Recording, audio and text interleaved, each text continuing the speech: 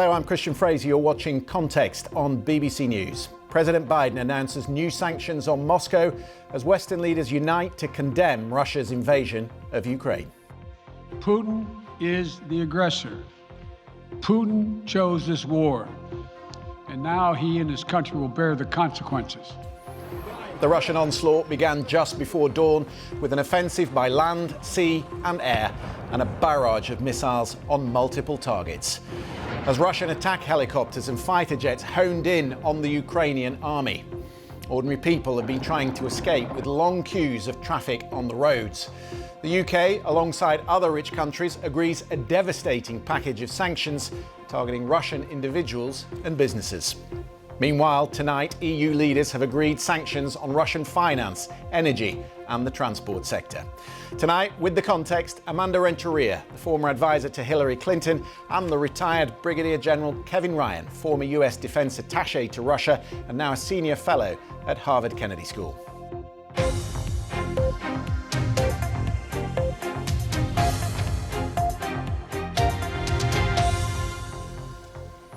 A warm welcome to the programme. The Russian incursion into Ukraine is now taking place along three main fronts, with moves underway to capture key population centres and topple Ukraine's democratically elected government. And let's be very clear, we have not seen conventional warfare like this, nation state to nation state, since World War II.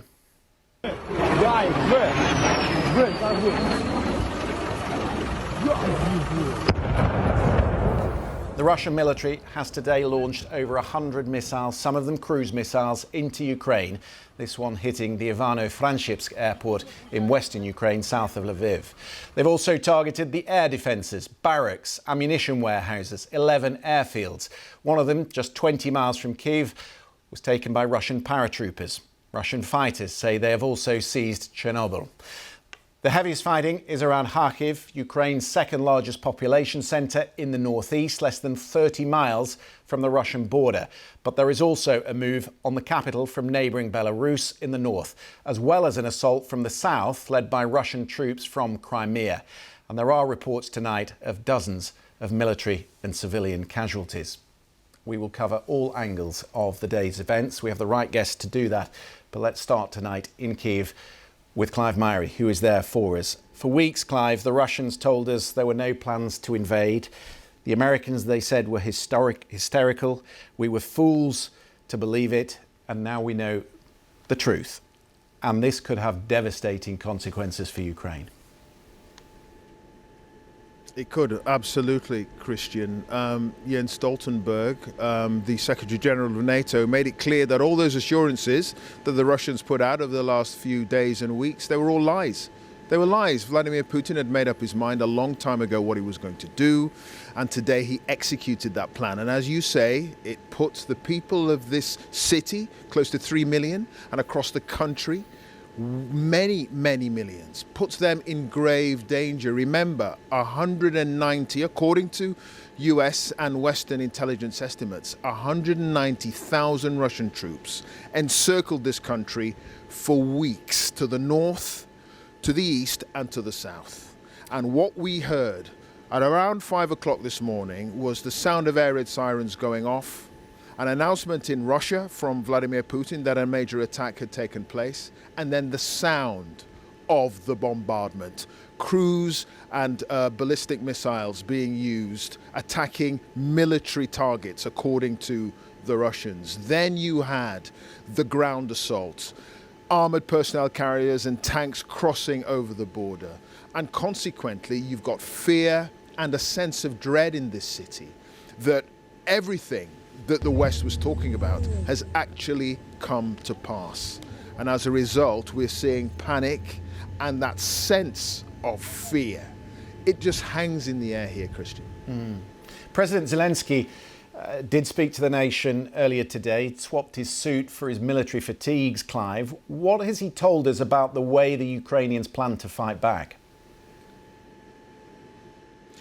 Well, he's been saying for a number of days and weeks now that the Ukrainian army is strong. It will fight back if it comes under attack. And of course, the British and other NATO partners have sent anti-tank and anti-aircraft weaponry to the forces here. There have been military trainers as well from NATO allies. The military has been bolstered. And President Zelensky has tried to make it clear that there will be a fight on if an advance by the Russians did come to pass. Now it's happened.